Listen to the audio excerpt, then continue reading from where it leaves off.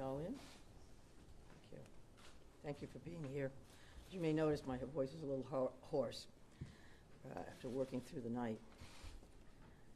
As you all know, last night, locals, counties, state, and federal law enforcement officers from around the state of Maine responded to reports of an active shooter at several locations in Lewiston, including Spare Time Recreation and Schmenge's Bar and Grill.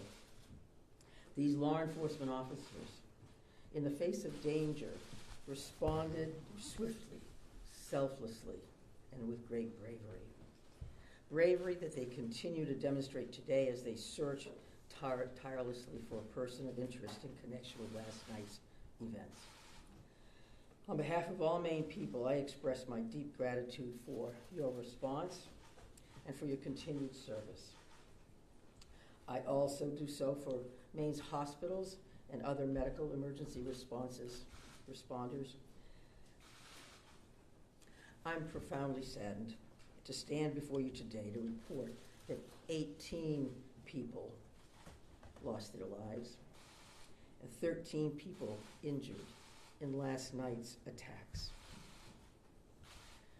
In memory of those we lost and in honor of those who were injured, President Biden and I have ordered all U.S. flags and state of Maine flags to be lowered to half-staff immediately for the next 5 days. Maine State Police have issued a shelter-in-place order for Lewiston, Lisbon, and Bowdoin as the manhunt for that person of interest, Robert Card of Bowdoin, continues. I will let law enforcement speak to the ongoing manhunt and to their investigation, but Mr. Card is considered armed and dangerous, and police advise that Maine people should not approach him under any circumstances. I continue to strongly urge Maine people to follow the direction of state and local law enforcement amid this ever-changing situation. Please, if you see anything suspicious, please call 911. There are still many things we don't yet know about these attacks, but the full weight of my administration is behind law enforcement's efforts to capture the person of interest, Robert Card, to hold whoever is responsible for this atrocity accountable under the full force of state and federal law, and to seek full justice for the victims and their families. We cannot and we will not rest in this endeavor. My administration is coordinating closely with local, regional, and federal officials to respond to this shooting. I have spoken twice with President Biden. I've spoken with Vice President Harris, Secretary of Homeland Security Mayorkas, and Secretary of Health and Human Services Becerra, all of whom have called me last night to express the Biden administration's full and unwavering support and to offer any and all help that we, the people of Maine, might require. The governors of our neighboring New England states and of other states have contacted me to offer aid, and I am sincerely grateful for their friendship and support. We've been in touch with every member of the Maine congressional delegation, all of whom have offered their full support, for which I am also grateful. I also spoke with Mayor Carl Chalene and Auburn Mayor Jason Levesque last night to reiterate that we are standing by them and that we are ready to provide any help people in these communities need and to deploy all available state resources, including grief counselors and other mental health services. We need to help our communities heal. If you or a person you love needs someone to talk to during this difficult time, please call or text 988 for free and confidential counseling. 988. Look, Lewiston is a special place. It's a close-knit community with a long history of hard work, of persistence, of faith, of opening its big heart to people everywhere. Lewiston is where I worked for years. It's where I met and married my husband and where our girls went to school. I love this place just as I love our whole state with my entire heart. I'm so deeply saddened, as is every one of the 1.3 million people of this beautiful state. This city did not deserve this terrible assault on its citizens, on its peace of mind, on its sense of security. No city does, no state, no people.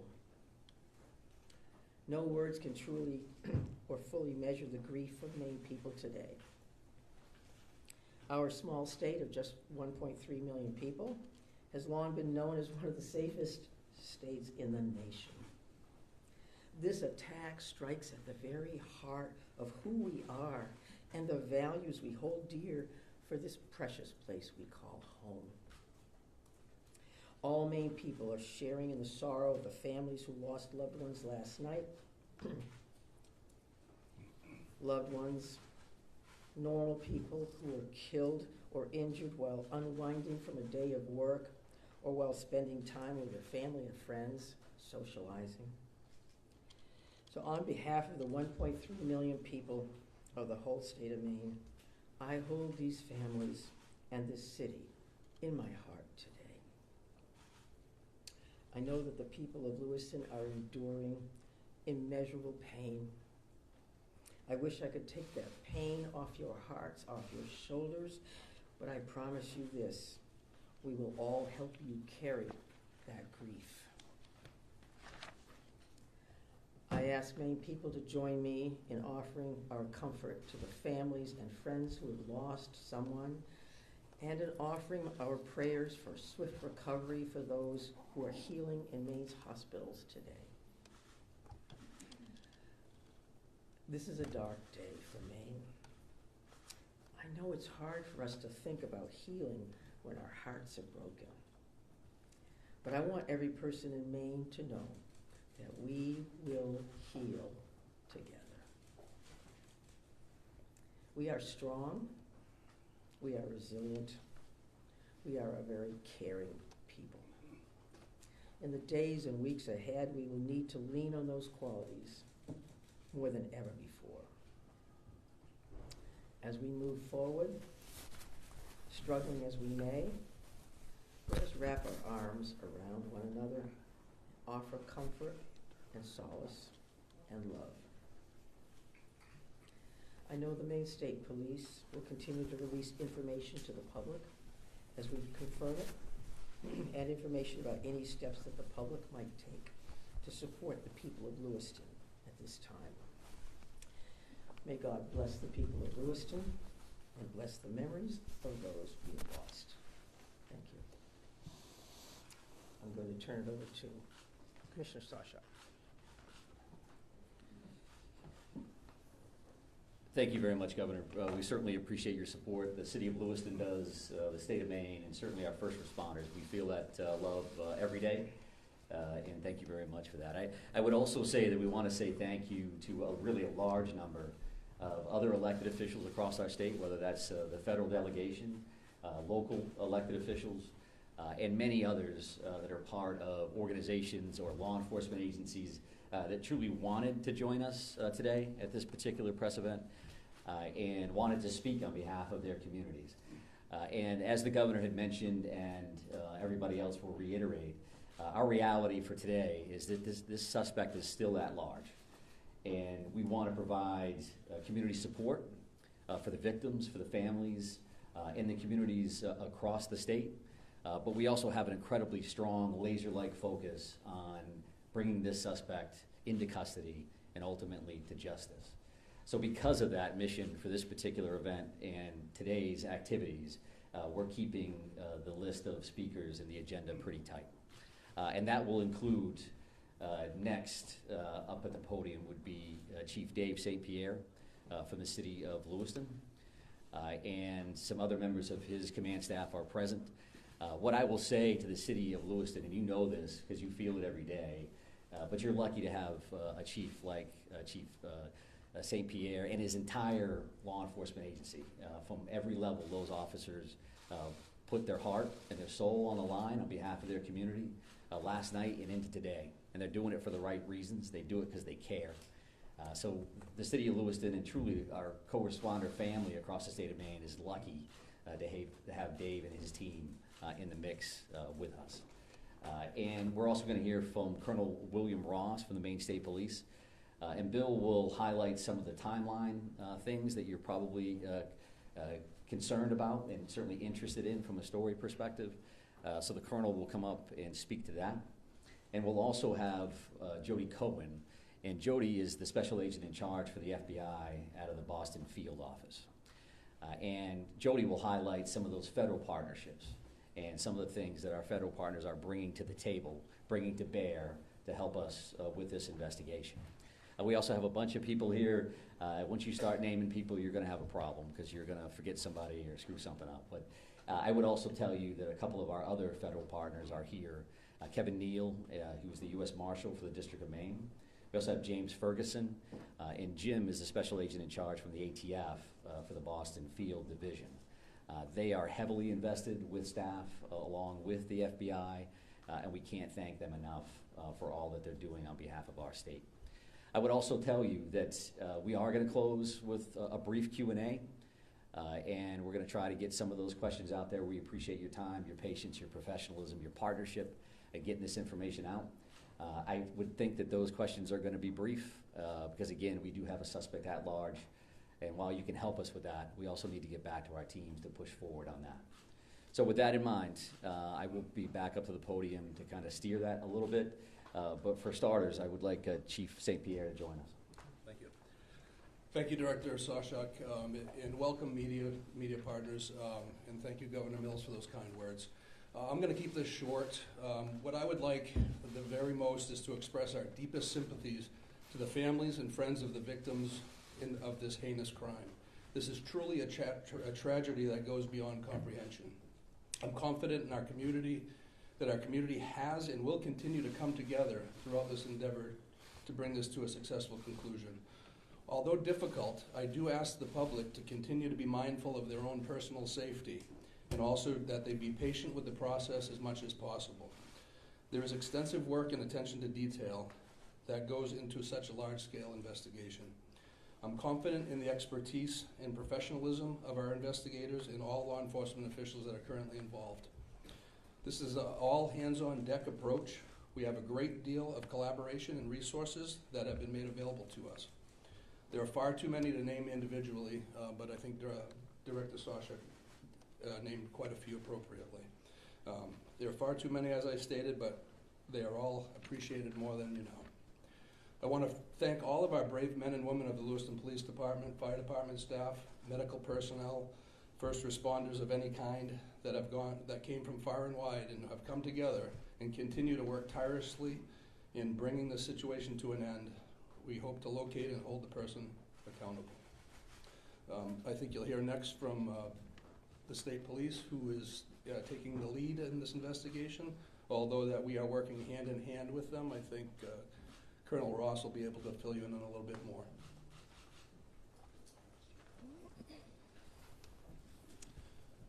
Thank you, Chief. First and foremost, this is an ongoing homicide investigation and search for the person that is responsible for it.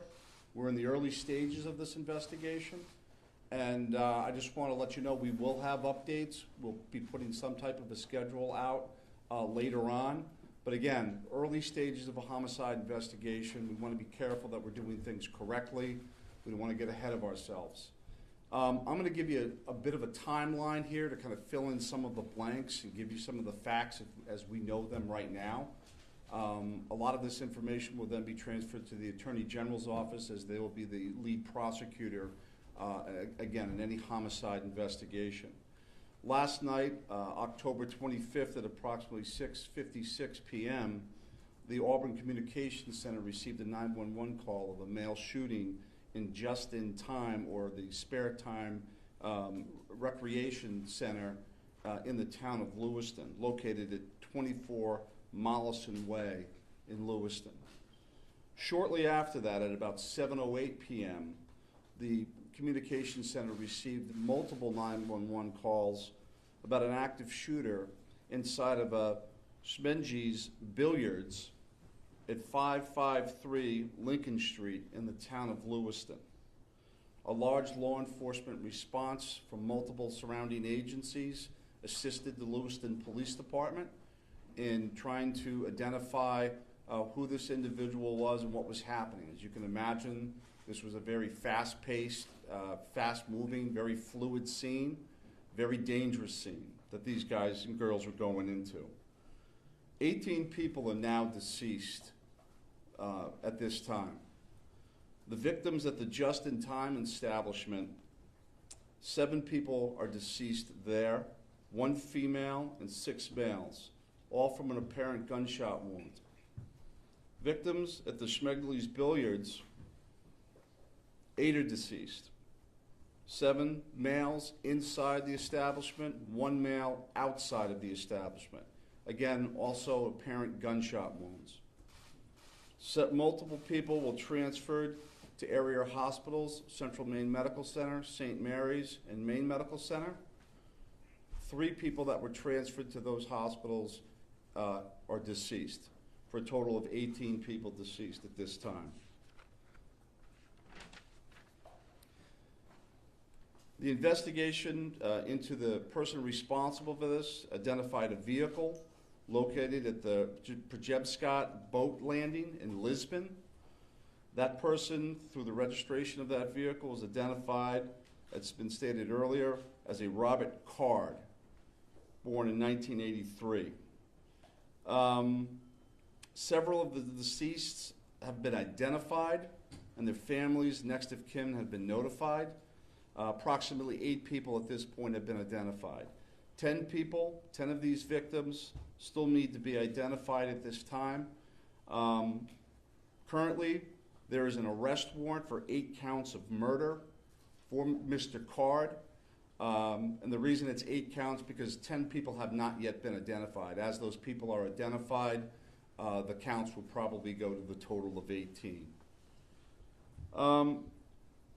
He should be considered armed and dangerous. Based on our investigation, we believe this is someone that should not be approached. This is someone that should be, if you come into any contact with this individual or someone that you think looks like this individual, you were to call 911, and I'll provide some tip line numbers at the conclusion of my briefing. Lewiston Police Department, federal, state, county, and other local municipalities are involved in a coordinated search at this moment for this individual. So there's the ongoing investigation and there's a search to apprehend this person. Both happen simultaneously. I can't stress this enough. This is an ongoing investigation in the early stages. More information will come out in conjunction with the Attorney General's office as the lead prosecutor. We can't share all of our information right now, and I'm sure you understand that. I'm going to give out 2 numbers that go to a tip line. 911 is also appropriate for this, but if anyone can call these 2 numbers, this would go to the State Police tip line. Area code 207-213-9526, 207-509-9002. And we'll be sending something out later that has that information in it if you weren't able to grab that now. Again, this is a very fluid situation. We have a lot of resources, as Chief St. Pierre had mentioned earlier, that are on the ground in a coordinated effort to apprehend this individual. We've notified the Department of Education, and they have determined what they're going to do with the schools. A lot of schools, area schools, were shut down today based on our conversation with them. Again, as more information comes in, we'll be providing it to you. Thank you for your time. This is a very difficult time for, I think, the community of Lewiston, difficult time for obviously the victims' families.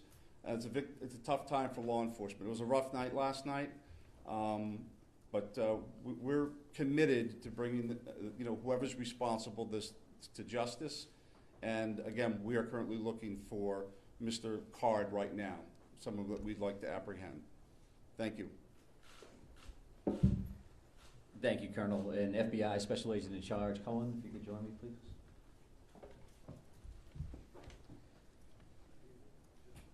Thank you.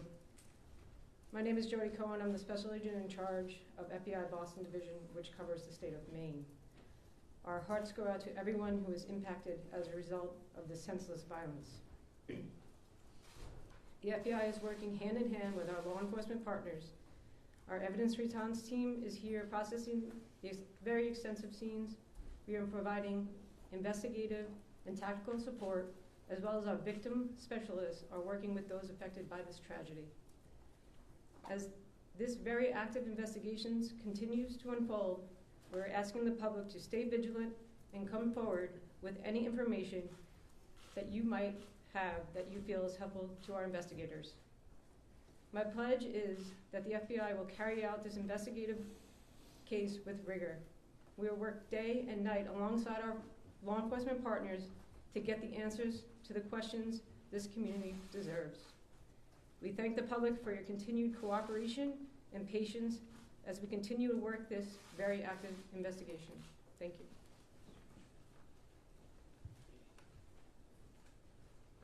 you. Appreciate that. And I would say that the reality here from a resource standpoint is that when we've asked for anything, the answer's been yes, period. Tactical teams, evidence response teams, full-blown investigative units, detective units that have come from multiple states, whether it's the commissioners from Vermont and New Hampshire reaching out to me directly, Massachusetts saying, what do you need, Mike? What can we do for the state of Maine? So we are now prepared to try to take a few questions. And keep in mind, again, that we may not be able to answer as in-depth as you would like, and we don't plan on taking a great deal of questions. I think follow-up press events will allow for that. Sir? So no one has really talked about the weapon that was used here, the AR style, so someone can talk about that. But the other thing here is there are reports that this individual had mental health issues, that he made threats to shoot up the National Guard. So clearly there were some signs here that he was on someone's radar. The question becomes, why was he in possession of this weapon? And certainly, why wasn't he stopped sooner? Yeah, I think those are all valid questions, and certainly questions that we are looking into now, but not questions that we can answer today. Considering that this occurred last night, there's still an active search for the suspect in question. So I appreciate those questions, but not something we're going to be able to answer right now. Is it something that you're investigating and looking at? It is certainly one of those things that we want to follow up on, all aspects of that. Why does the Go ahead, right here. Yes. Can you give us a sense of the ages of who has died, how many are under 18 and how many are over 18? I'm not sure we have that information with us today. We wanted to break it down by gender because that's something we had readily available. We did not break this down into age ranges at all. Sir, what can you tell Yes. us? What can you tell us about the background of the suspect in this case, or I should say the person of interest, because I noticed the language is very clear. We're saying person of interest, not suspect. So why use that terminology, and what can you tell us about his background? Yeah, I think we used person of interest last night for half of the room that was here for that press event. As the Colonel had mentioned, there is now arrest warrants for murder for this particular individual, Mr. Card. So he is viewed as a suspect, and there is a full court press by all of our partners to bring him into custody. What was the second piece of that question? What can you tell us about his background? Someone had asked a second ago about the idea that he had voiced concerns about his own mental health, right? Had been committed, according to language in the police bulletin, to a mental health facility for weeks. How could someone that fits that profile still be in possession of semi-automatic weapons?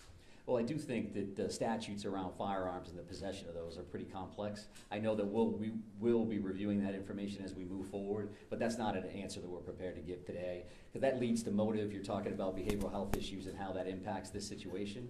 I would expect you'll hear back from us on that in the future. Right here, sir. Yeah, I've got a Right. question about, we've seen helicopters as far north as Monmouth. Can you tell us anything about what's leading you, that far north of the scene where you come from? Yeah, sure. So we have law enforcement assets that are deployed over a number of communities doing follow-ups on a number of different things.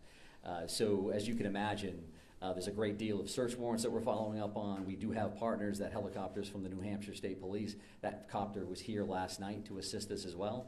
So whether we have tactical elements out or we're searching an area, some of those air assets would be very, very valuable for us. So that's what they're doing. That's leading you there? We're not going to speak to what brings us to a specific community one way or the other. Yes, ma'am. Right here. Identifying the unidentified victims, what are people encouraged to do? Is there DNA being, tested from family members who may have missing loved ones? Like, what's that approach right now? Yeah, so we did have a family a reunification center open last night. We do have behavioral health liaisons that are fully engaged to work with families and work with loved ones and work with victims, for that matter, that may be in the hospital and seeking treatment. So those things are actively occurring. We are dealing with each one of those situations separately. So do we need DNA on that? Are we just waiting to find a loved one, some kind of family member that we can make a notification? I think that varies across the board. I'm going to take 2 more questions. I'm going to take 2 more.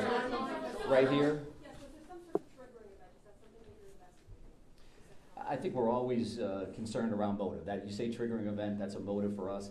Again, that's not something we're prepared to discuss today, but I do appreciate the question. It's clearly something that's important. One additional follow-up from you. Can you help us understand why these locations, why this bar, why this bowling alley? Was he looking for someone? Was he looking for something?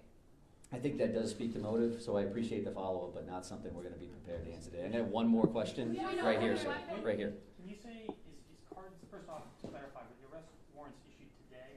And can you say if card is still in the state or even still alive? Well, we're actively searching for him. If I knew the answers to those questions, and this would be a different press conference, I would assume. So we don't know his location, and I'll leave it at that. And we are working with the Attorney General's office reference to those murder. So with that in mind, we're done taking questions for now. So we are going to actually take off at this point. Thank you very much for being here. I appreciate that. Thank you, everybody. Have there been any credible sightings? I mean, we've not really gotten many answers. Thank you. Thank you.